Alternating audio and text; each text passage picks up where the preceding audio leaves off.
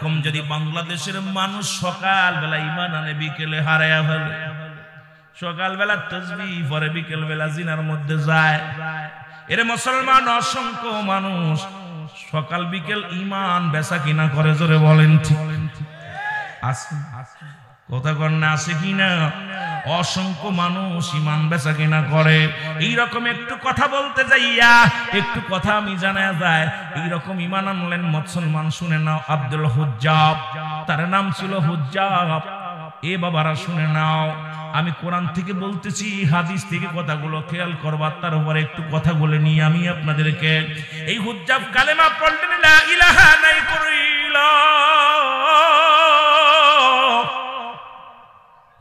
ইল্লাল্লাহু আল্লাহ ছাড়া দ্বিতীয় কেউ দোসরা নাই। ও মুসলমান শুনে নাও, উনি কি করলেন?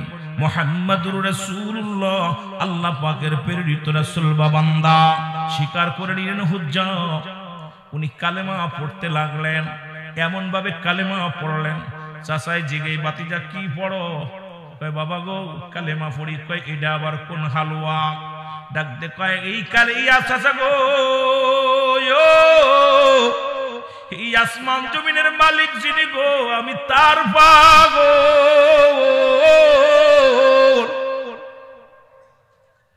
যিনি হায়াতের মালিক, মৌতের মালিক, যিনি বিধানের মালিক, সব কিছুর মালিক যিনি গো,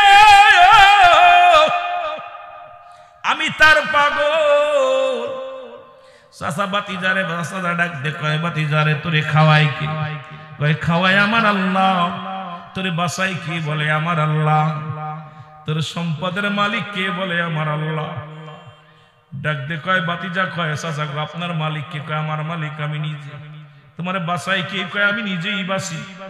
মারবে কে? আমি মারব। সব কিছুর মালিক আমি। বাতিজা বলে না চাচা না, সব কিছুর মালিক আমার আল্লাহ।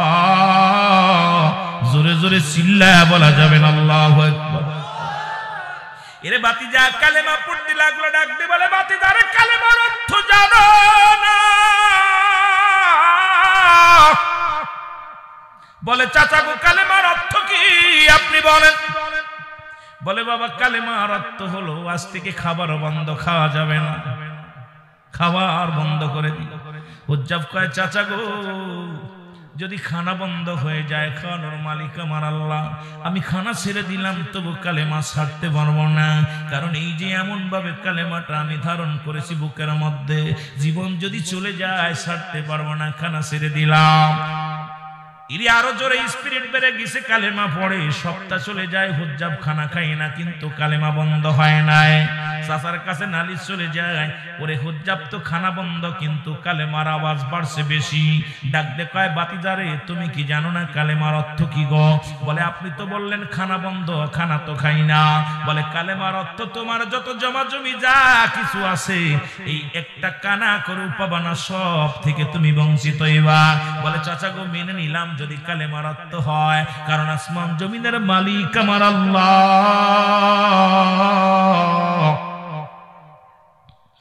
এই পৃথিবীর মধ্যে আমার মালিক আল্লাহ গো, সব কিছুর মালিক আমার আল্লাহ।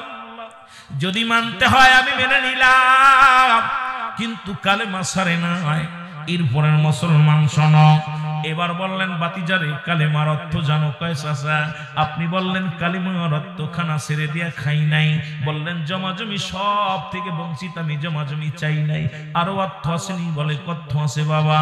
অর্থটা হলো তোমার পণ্যের কাপড়টা খুলে দেওয়া লাগবে। 18 বছরের যুবক, আমার যুবক বাদালেরা তোদের দেখিয়া কথাটা আমার মনে পড়ে গেল। আরে তোরা তো মহিলার পাগল রে, আর আমার নবীর পাগলের ছিল মাওলার পাগল।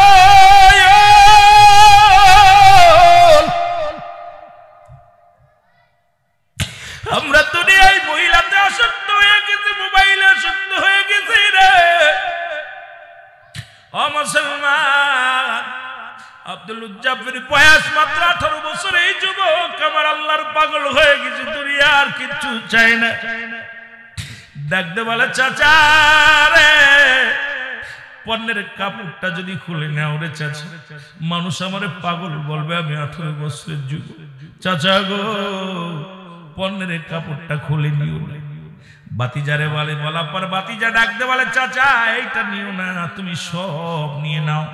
চাচাই কয়, জায়গা পাইছি, হয় কালেমা ছাড়বি না হয় কাপড় ছাড়বি। উজ্জাব একটা ডাকতে বলে, আমার মালিক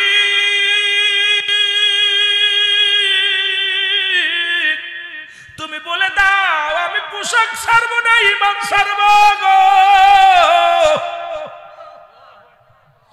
আরশ মাওলার দিকে তাকাইয়া উজ্জাব একটা ডাকতে বলে, আমার আল্লাহ তুমি একমাত্র সমাধান দিয়ে দাও, আমি কাপড় ছাড়বো না ঈমান ছাড়বো।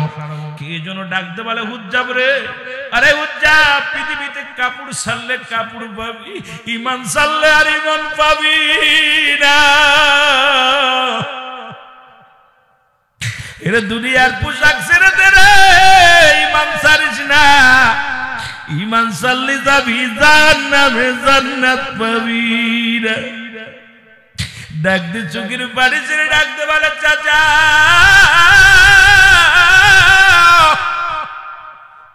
পোশাক আমি ছেড়ে দিব, পোশাকের দরকার নাই, জীবন গেল ঈমান ছাড়তে রাজি না। লা ইলাহা, আরো জোরে বলেন লা ইলাহা, একটু মহব্বতে বলেন লা ইলাহা। এরে লা ইলাহা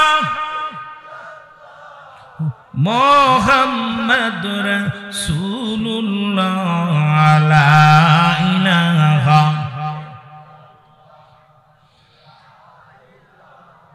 ইল্লাল্লাহ, লা ইলাহা।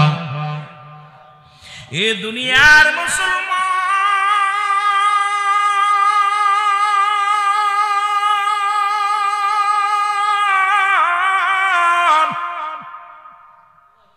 আওয়াজ পাইলেন, উজ্জাব রে, কাপড় ছেড়ে দে, ঈমান ছাড়িস না। 18 বছরের যুবক পণ্যের কাপড়টা টান মেরে ফেলে দিয়া চিৎকার মেরে দৌড়ে শুরু করলো, ইয়া রাসূলুল্লাহ, ইয়া হাবিবাল্লাহ, বলো ইয়া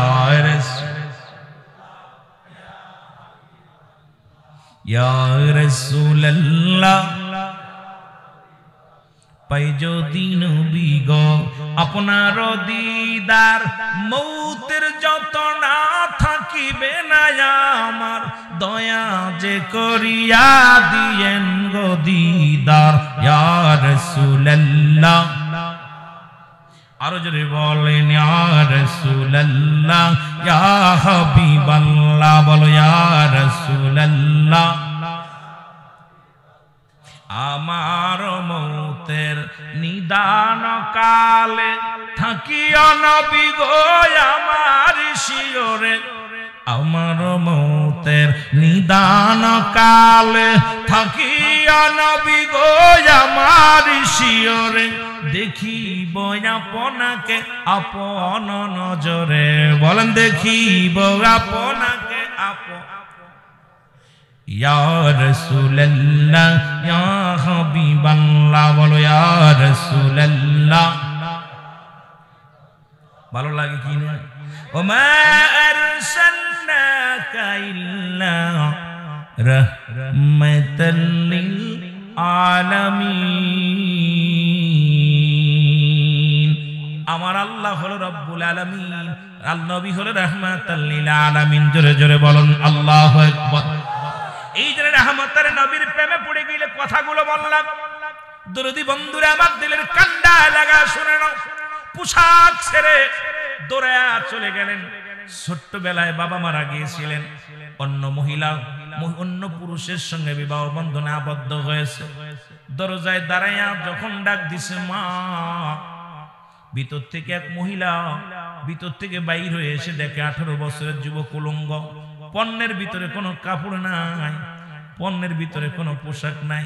জনম দুঃখিনী মা একটা দড়ি যাইয়া ঘরের দরজা লাগাইয়া দিছে। দূর থেকে মা জননী ডাক দে, মাকে ডাক দে, সন্তান উজ্জাব ডাক দে, বলে মা, মা গো, ও দরদি মা, বলে বাবারে কে তুই? আমার মা বলে ডাক দিস, কারণ মা বলে যখন ডাক দিস কলিজার মধ্যে লাগছে। মা বলে যখন ডাক দিয়েছিস রে, আমি জন্ম দুঃখিনী মা, কলিজার মধ্যে লাগছে রে, তবে আমার কোন সন্তান নাই। তুই কে বাবা, তুই কে? ডাক দে বলে মা, মা আমার নাম উজ্জব, আমার মান বাবার নাম অমুক, আমার চাচার নাম অমুক গো মা, তোমার নাম এই গো মা। মা গো ছোট্টবেলা আমার বাবা মারা যা, আমাকে রেখে তুমি অন্য পুরুষের সঙ্গে বিবাহ করেছো। মা গো আমি সেই ছোট্ট হুজ্জাব, আজকে 18 বছরের যুবক গো মা, তুমি একবার মা তুমি ডাকে সাড়া দাও। জনম দুঃখিনী মা ডাকতে বলে গো মা, ডাকতে বলে বাবা রে, ও বাবা এই লাভ। ভিতর থেকে এক টুকরো কাপড় ছুঁড়ে মারলেন। এই কাপড়টা লাইয়া উনি কি করলেন, পণ্যের ভিতরে লাগাইয়া এবার যখন পড়িয়া মা ভিতর থেকে ডাক দে বলে বাবা হুজ্জাব রে, আজ 18টা বছর তোর মুখখানা দেখিনি, একটু দাঁড়া রে বাবা। ওরে আমার বাবা একটু দাঁড়া, আমি মা আমার কলিজাটা ছিঁড়ে যায়, এক নজর তোরে দেখতে চাই। হুজ্জাব বলে মা যাকে ভালোবাসার কারণে, তারপরে ঈমান আনার কারণে আমি সংসার ছেড়েছি, পণ্যের কাপড় ছেড়েছি মা, যার ভালোবাসার কারণে আজকে তোমরা বুইলা গেছো। আরে মুসলমান ফিলিস্তিনের মুসলমানদের ধরিয়া 500 কোরআনের পাখি গুলোরে ধরিয়া বন্দুক তাক করিয়া এ মুসলমান বলছে কোরআন ছাড়ে নাই, হলে জীবন ছাড়। এই ছেলেরা কোরআন ছেড়ে নাই, কোরআনটা ধরে রাখছে বুকের ভিতরে, বলছে জীবন গেলে জীবন পাবো, জান্নাত পাবো, কোরআন গেলে ঈমান হারায়া ফেলবো। জীবন দিয়া দিছে, তাদেরকে গুলি করে হত্যা করা হয়েছে, কিন্তু ওই বাচ্চা ছেলেরা কোরআনের পাখিগুলো কোরআন ছাড়ে নাই। তারা বলেছে ও মানুষেরা শোন, যদি কোরআন ছেড়ে দেয় ইসলাম ধ্বংস হয়ে যাবে, ইসলাম শেষ হয়ে যাবে। আমরা যদি দুনিয়া থেকেই মারা যাই আল্লাহর জান্নাত পাবো রে। এমন যদি আমাদের ঈমান না হতো, এই বহরপুর নয়, অলরাজবাড়ি নয়, এ মুসলমান গোটা বাংলার জমিনে ঈমানদার পা বড় পুরস্কার হয়ে যেত। জোরে বলেন ঠিক কিনা? আমি আশ্চর্য হয়ে গেছি। এই ছেলেরা বলতেছে ঈমান দিতে রাজি নয়, কোরআন দিতে রাজি, কোরআন দিতে রাজি নয়, জীবন দিতে রাজি। পাখিগুলোকে হত্যা করা হলো, পাখিগুলো কোরআন ধরে রাখছে, তাদেরকে দুনিয়া থেকে বিদায় করে দেওয়া হয়েছে। আর এখন আমাদেরকে যদি কই ভাই 500 টাকা মসজিদে দেন না, কই ভাই দেখা যাক যোগাযোগ করেন। যদি কয় গানের দলের গান আসবো, ওই হই কাণ্ড রই রই ব্যাপার আসি, কয় ভাই আমার নামে 5000 লেখা। কয় হাজার আসানে ভিসা কইছি, কয় ভাই আমার নামটা কি 1 নাম্বার দিবেন? কত দিবি তুই? আমার নামে 50 লেখা। কত কত কত কত 1 নাম্বারে নাম আসবে, কিন্তু এখন যে মাহফিলের জন্য যদি বলেন ভাই এই মাহফিলে 500 টাকা লাগতো, কয় ওরে বাবা রে বাবা এত উঠা দিতেন রে। কয় পরে তোমার সাহেব একটু পরে যোগাযোগ করেন, কমিটির লোকরে কয় 3 গুল্লে দিয়া বিলাই গুল্লে দিয়া 10 টাকা, কয় আজকে ব্যবসা বাণিজ্য ভালো চলতেছে না, 20 টাকা নিয়ে চলে যাক। জোরে বলেন ঠিক কিনা? দেখি যেগুলো সামনের পরে দেখতেছি, আহা মানুষের ঈমান আকীদা কত দুর্বল নষ্ট হয়ে গেছে। কিন্তু আপনাদেরকে একবার চিন্তা থাকে, সব শেষ করল মান আলাইহা ফান, সব শেষ করে দিবে কে? একটু জোরে বলেন না কে? আস্তে কইতেন নি রে বা, কেডা দিব? আল্লাহ কয় জমিনটা পুরাই তামা বানাই দিব, মাটিগুলো পুরাই তামা হবে, জমিনটা পুরে তামা তছনছ হয়ে যাবে, আসমান জমিনে যা কিছু আছে সব শেষ হয়ে যাবে, ওই ব্যবসা শেষ হয়ে যাবে, বাড়ি শেষ হয়ে যাবে, বালাখানা শেষ হয়ে যাবে, আপনি শেষ হয়ে যাবেন, থাকবে কে? আরো জোরে বলেন কে? কয় পানি পুরে ছাই হবে, জমিন পুরে তামা হবে, সেদিন থাকবো শুধু আমি আল্লাহ। তাহলে আল্লাহকে ভালোবাসার দরকার আছে কিনা? আল্লাহকে আমি হাবিবের প্রেম নিয়ে থাকবো, এই যে নবীর পক্ষেও থাকার দরকার। জোরে বলেন ঠিক কিনা? আরো জোরে বলেন ঠিক কিনা? কষ্ট পাচ্ছেন আমার ভাইরা, আমার বন্ধুরা, আমার যে কথাগুলো বলতেছিলাম তেলের কান্ডা লাগা শোনা না। আব্দুল উজ্জাব কয় মা পিছন থেকে আর আমারে ডাক দিও না গো মা, যে নবীর ভালোবাসায়, যে মৌলার ভালোবাসায় আমি ঘর ছাড়লাম গো মা, একটা বার একটা বার সেই নূরওয়ালা নূরের নবীর কদম মোবারকে আমি যাব, একবার তার চেহারা মোবারক দেখব, পায়ের মধ্যে একটু সালাম করবো গম্মা, মদিনায় ঘোরাঘুরি করব, মদিনার ধুলাবালি গায়ে মাখবো। মা আর আমারে বাধা দিও না রে মা। মা বলে বাবা রে এক নজরে ফিরে তাকাও। কয় মা গো, ও মা তুমি আমার 10 মাস 10 দিন গর্ভে ধারণ করেছি, মা তোমার যেমন মা বলে ডাকতেছি তোমার কলিজার মধ্যে কাঁপন শুরু হয়ে গেছে রে। আমার মাওলারে যখন আমি ডাক দিই আমার মাওলা বলে আমার মাওলা তোমার চাইতে বেশি ভালোবাসে রে মা। সেই মাওলার প্রেমে আমার বাধা দিও না। আমি যাই বেঁচে থাকলে দেখা হবে রাসূলুল্লাহর কদমে যাই গো।